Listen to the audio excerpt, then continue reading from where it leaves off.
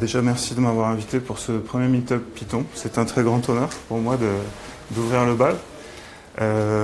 Cette présentation va porter sur des comportements un peu bizarres, inattendus de Python. Alors Python, c'est un langage qui est plutôt conçu pour être prévisible et pour réserver peu de surprises, surtout le moins possible de mauvaises surprises. Il y en a quand même un petit peu, du coup la présentation va être très courte par rapport à une présentation du même type qui aurait pu être faite sur, je sais pas moi, JavaScript par exemple. Donc c'est parti. Ah oui, alors un peu de présentation. Moi donc je m'appelle Alex Marandon, je travaille pour Machina Corpus. J'ai écrit ma première ligne de Python, je crois en 2003, et je continue à en découvrir tous les jours. Donc n'hésitez pas à m'arrêter si vous ne suivez pas, hein, c'est important que personne soit largué dans cette présentation. Il y a des choses qui vont paraître évidentes aux développeurs les plus expérimentés d'entre nous, mais peut-être la manière de voir pourquoi il y a ces pièges, ces comportements inattendus va être nouvelle, ils vont quand même pouvoir apprendre des choses. Pour les débutants ou les même intermédiaires, il y aura sûrement des comportements inattendus qui n'ont pas encore été rencontrés, donc qui vont être intéressants de regarder. Les premiers sont des comportements qui peuvent poser des problèmes dans la vraie vie, dans le développement, et à la fin, c'est plus des curiosités, des choses un peu insolites que j'ai relevées, qu'on a pu relever dans Python, et dans certaines implémentations de Python. On va voir que ça dépend. Il y a des choses qui dépendent des implémentations. Donc, on commence avec le premier exemple de code, qui est un peu un classique. Alors, c'est un bout de code qui est très simple. Ben, ça ne fonctionne pas, mon preview. Excusez-moi. Voilà. Voilà, donc un bout de code qui est très simple. On déclare une fonction. Cette fonction prend un argument things avec une valeur par défaut, qui en l'occurrence est une liste vide. Dans le corps de cette fonction, on rajoute un élément à cette liste vide. Donc en l'occurrence, on rajoute PyConFR, message subliminal, et on renvoie la liste. Donc là, alors oui, ceux qui savent déjà, je vous demanderai de ne pas trop spoiler, de ne pas trop vendre la mèche pour que ceux qui ne savent pas aient le temps de réfléchir un petit peu. Là, qu'est-ce que ce code va afficher? Bon, alors comme on s'y attendait, il affiche une liste qui contient la chaîne PyConFR. Jusqu'ici, tout va bien. On appelle la fonction une deuxième fois. Et une troisième fois. Et là, on se rend compte qu'au fur et à mesure qu'on appelle la fonction de nouvelles fois, on a de nouvelles fois la chaîne PyConFR dans la liste. La liste grossit. Voilà, alors c'est pas forcément, quand on commence le Python, le comportement auquel on s'attendait, puisqu'on a mis une valeur par défaut, et on rajoute une chaîne dans le corps de la fonction, on s'attendrait à chaque appel à avoir une liste avec une seule fois la chaîne. Alors, ce qui se passe, en fait, c'est qu'en Python, tout est, je crois qu'on peut dire tout, quasiment tout est objet. Une fonction est un objet, et elle a un attribut defaults qui contient les arguments par défaut. Et donc ici, quand on affiche le contenu de l'attribut defaults qui est attaché à l'objet fonction, on a notre liste avec les 3 éléments dedans. Donc on se rend compte que cette valeur par défaut, elle est associée une fois pour toutes à l'objet fonction. Elle n'est pas liée à l'appel au moment où on appelle la fonction, mais elle est liée à la fonction au moment où celle-ci est créée. Donc on va pouvoir même s'amuser un petit peu avec cette valeur par défaut. Ici, par exemple, on fait un del. Donc oui, cette valeur par défaut, c'est un tuple. C'est un tuple. Alors ici, on n'a qu'un seul argument, donc on n'a qu'un seul élément dans le tuple, et ce premier élément, c'est notre liste. Donc ici, on fait un del du premier élément du tuple avec une slice qu'on n'a pas bornée. On a mis juste 2 points, donc ça vide la liste. Donc on voit qu'ensuite, quand on affiche defaults, la liste est vide, on rappelle notre fonction, et là, on a à nouveau une seule fois PyConFR. Et on peut même rajouter des trucs dans la liste par derrière. Là, par exemple, ici, on rajoute Django carots dans la liste. Et quand on rappelle notre fonction, on voit qu'il y a le dernier PyCon.fr qui s'est ajouté au dernier appel et le Django carots qu'on a intercalé entre-temps.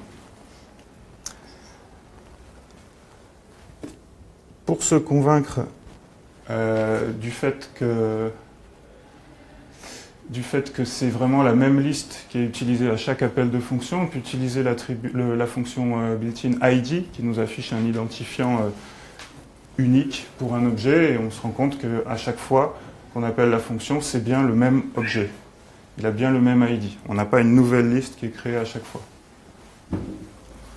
Voilà, donc ça, c'est expliqué dans la fac. Why are default values shared between objects? Moi, personnellement, j'ai lu la fac après avoir galéré sur le problème. Mais si vous n'avez pas encore rencontré ce problème, grâce à cette présentation, vous ne galérerez pas. Juste pour jauger un peu la salle, ce point-là, qui c'est qui n'avait jamais rencontré ce problème-là, qui ne connaissait pas ce problème-là, s'il vous plaît? N'ayez pas honte. Hein, D'accord, à peu près la moitié de la salle, donc vous n'êtes pas venus pour rien. Ok, on enchaîne avec le piège suivant. Alors ici, je vais me faire mal au cou là, à tirer donc je me mets comme ça. Ici, on crée une liste vide, et on boucle de 0 à 4 sur range qui renvoie les entiers de 0 à 4. Et dans le corps de la boucle, on crée une fonction qui renvoie la valeur de i. Et on rajoute cette fonction à la liste. Donc on a créé une liste de fonctions. Comme en Python, les fonctions sont des objets, elles peuvent très bien être des éléments d'une liste. Et ensuite, on parcourt cette liste de fonctions et on appelle chaque fonction une par une. Voilà, donc là, voilà, on construit la liste de fonctions, on appelle chaque fonction, on voit la valeur de i qui va de 0 à 4. Alors, je ne sais pas vous, mais moi, quand je vois ce code, intuitivement, je m'attendrais à ce que ça affiche 0, 1, 2, 3, 4. Et alors là, surprise, vous vous y attendez pas, mais en fait, c'est pas ce que ça affiche. Ça affiche toujours 4. Alors, qu'est-ce qui se passe là? Pour le savoir, on va pouvoir regarder un petit peu plus en détail le bytecode qui est généré par le compilateur Python. Puisque vous savez que Python est un langage compilé, on est bien d'accord. C'est un langage qui est compilé en bytecode et ensuite le bytecode est interprété par la machine virtuelle. Donc ici, on voit qu'on affiche le bytecode généré à partir de la première et la dernière fonction. Et on voit que la première instruction, c'est un load global. Donc load the global name, CO names. Alors moi, je ne connais pas très bien le fonctionnement de la machine virtuelle, donc je ne sais pas ce que c'est le CO names, etc. Mais ce que je comprends, c'est que ça charge une variable globale. Et en fait, notre i, dans notre boucle, ici, à chaque fois, les fonctions vont aller chercher la valeur de la variable i, qui est une variable globale. Et au moment où est exécutée la fonction, cette variable globale, elle vaut 4. Puisque à chaque tour de boucle, on a écrasé i avec une nouvelle valeur.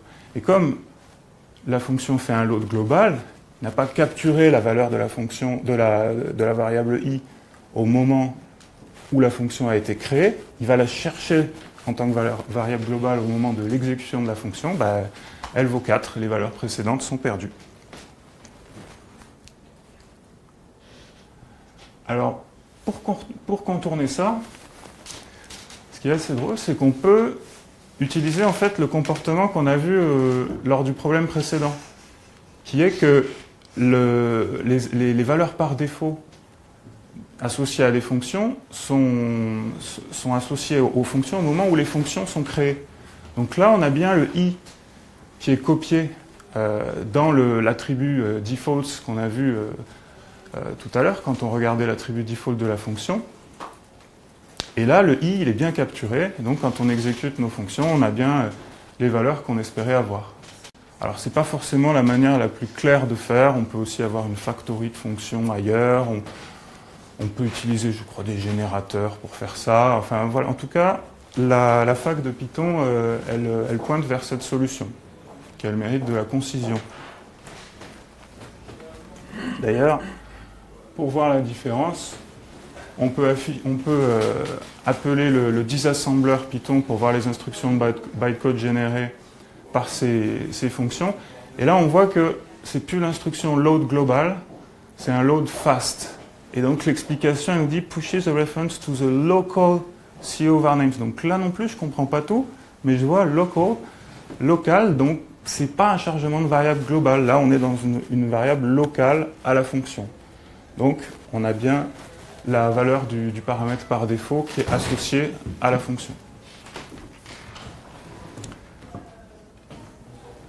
Là encore, c'est dans la fac, que encore une fois, moi j'ai lu après avoir rencontré le problème. En l'occurrence, ça peut arriver pas mal quand on fait des interfaces graphiques, où on a beaucoup de callbacks, où on veut générer des callbacks. Enfin, moi, c'était en débuguant le code TK de quelqu'un que j'étais tombé sur ce problème-là.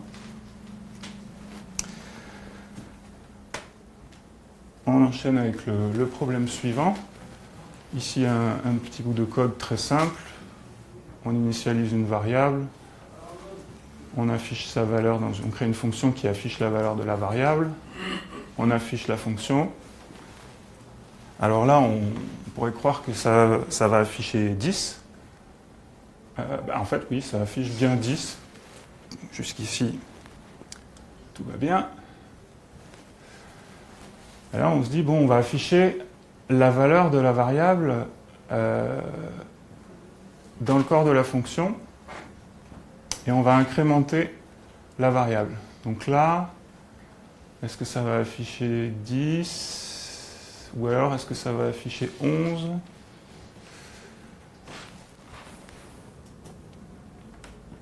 Non, ça ne marche pas, ça ne s'exécute pas.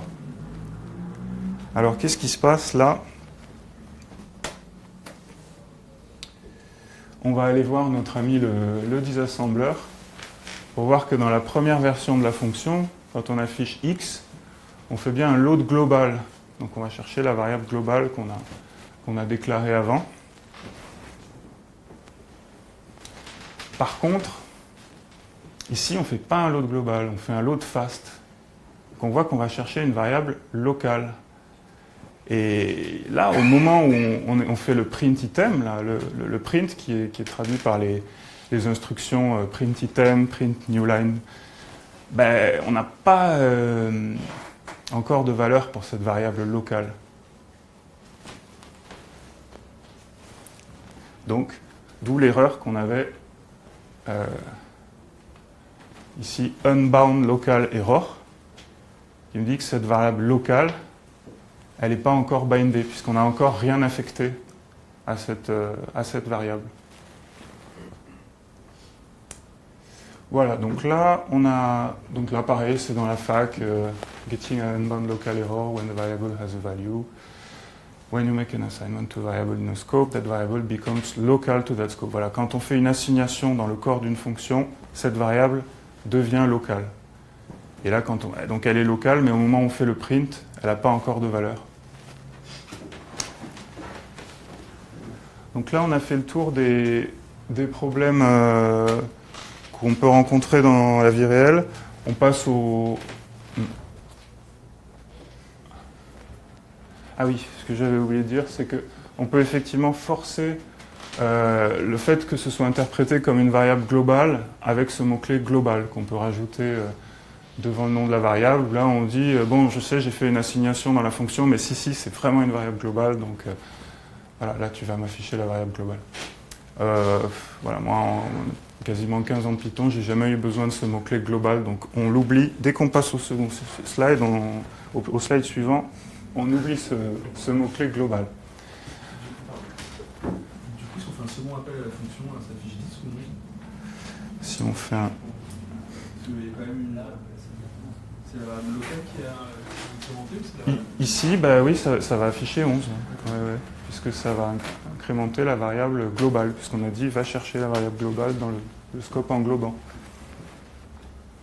Ouais, donc là, on a fini les problèmes qu'on peut avoir dans la vraie vie. Là, c'est plus des curiosités. Il y en a qui connaissent. Donc on affiche deux entiers. on affecte deux entiers, A égale 256, B égale 256. Est-ce que A et B, est-ce que A est B, le verbe être, est-ce qu'il y a identité entre A et B? Oui, d'accord. Bon, ça se tient. Hein. On essaye avec le nombre suivant, 257. On affecte A égale 257, B égale 257. Est-ce que A est identique à B? Non. Non, là, 257, non, ça ne marche pas. Alors là, c'est une spécificité de CPython qui préalloue des entiers de -5 à 256. Et donc voilà, ce qui fait que là, dans nos deux lignes de code différentes, avec 257, on crée un nouvel entier en mémoire. Et quand on compare leur identité, il nous dit que ce n'est pas les mêmes, alors que les 256, de -5 à 256, ça a été préalloué. Donc là, en fait, c'est les mêmes. Et d'ailleurs, je me suis amusé à regarder avec PyPy. Et PyPy n'a pas cette particularité-là. Avec PyPy. Donc PyPy qui est une implémentation alternative. Vous savez que Python, il y a l'implémentation de référence qui est CPython, qui est codé en C, voilà. Et il y a PyPy qui est ce projet un peu novateur qui vise à créer une implémentation de Python essentiellement codée en Python. Et voilà, donc PyPy n'a pas cette particularité. Les entiers sont toujours identiques. Quand on fait un is entre deux entiers, ça renvoie toujours true. Et je me suis amusé aussi à regarder avec Jython. Alors avec Jython, il y avait le même comportement qu'avec CPython, mais la frontière, c'était pas vers 256, c'était vers 900, je crois. Et bon, c'est normal, on est dans le monde Java, on alloue beaucoup de mémoire, quoi. C'est la philosophie.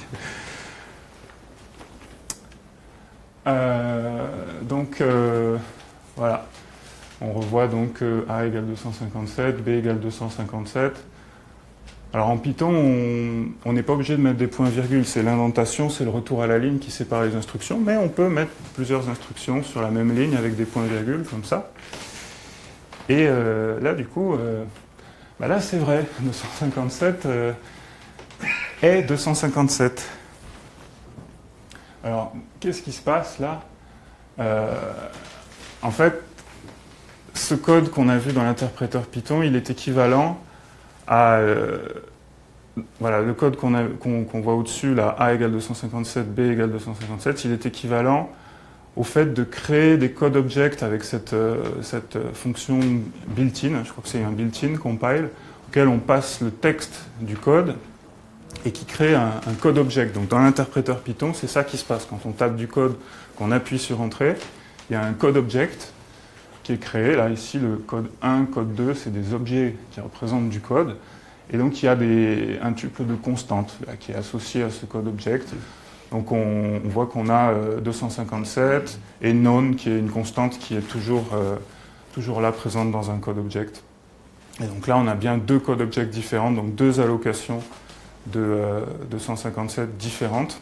On peut faire un is comme ça sur le premier élément du tuple qui contient les constantes associées au code object, c'est-à-dire la ligne qu'on a tapée dans l'interpréteur Python. Et là, par contre, comme c'est sur une seule ligne, on n'a créé qu'un seul code object, donc on n'a qu'un seul attribut coconst, et donc on n'a qu'un seul 257. C'est pour ça que là, dans ce cas-là, c'est le même. Voilà, donc pour finir, on va regarder un petit peu des comparaisons.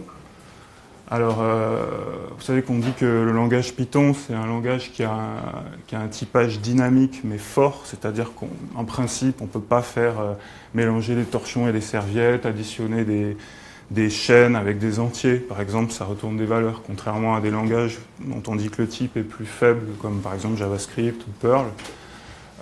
Alors, est-ce qu'on va pouvoir comparer une chaîne avec un entier, donc une chaîne qui contient 1, 0, 0 avec un entier? Et là, oui, on se rend compte qu'on peut comparer, puis en plus, il fait ce qu'il faut faire, donc effectivement, 100 est supérieur à 1. Donc ça fonctionne. On peut continuer à faire des essais. Est-ce que 100 est supérieur à 1000? La chaîne 100 est supérieure à 1000. Oui, elle est... Ah oui, donc voilà, là, il y a quand même un petit souci, c'est pas cohérent avec ce qu'on a vu avant. Alors on va essayer avec des structures de données. En Python, on peut faire ça, comparer des listes ou des tuples, et puis il va parcourir le contenu de ces structures et comparer les éléments un par un. Donc ici, on compare une liste qui contient l'entier 1000 avec une autre qui contient l'entier 500. Donc on a le résultat attendu, hein, c'est logique. Une liste qui contient 1000, c'est plus grand qu'une liste qui contient 500. Et donc on va voir si on compare des choses différentes. Une liste avec un tuple. Et là, non. Là, on voit que ça ne marche pas. Un tuple qui contient 500, ce serait apparemment plus grand qu'une liste qui contient 1000. Alors, qu'est-ce qui se passe là? Alors là, c'est vraiment tout bête. C'est que en Python, dans une certaine version de Python, que on va bientôt arrêter d'utiliser, les objets de types différents sont ordonnés par leur nom de type. Donc en fait, ce qu'on a fait là, ça revient à prendre le nom du type de la liste, le nom du type du tuple, et là, donc on voit que liste, voilà, par ordre alphabétique, ce ne sera jamais plus grand que tuple. Voilà, donc là, on empiète un petit peu sur la conf suivante, mais en Python 3, ce problème a été résolu et ça nous lève une belle erreur. Voilà, on a fait le tour des problèmes que j'avais à vous présenter. Cette conf est pas mal repompée sur une conf d'une développeuse américaine qui s'appelle Amy Hanlon. La conf est intitulée Investigating Python Whats. Les what, quoi, c'est quoi? What, comme ça. Que je vous encourage à regarder si vous comprenez l'anglo-américain. En plus, sa conf est assez drôle. Voilà, c'est tout.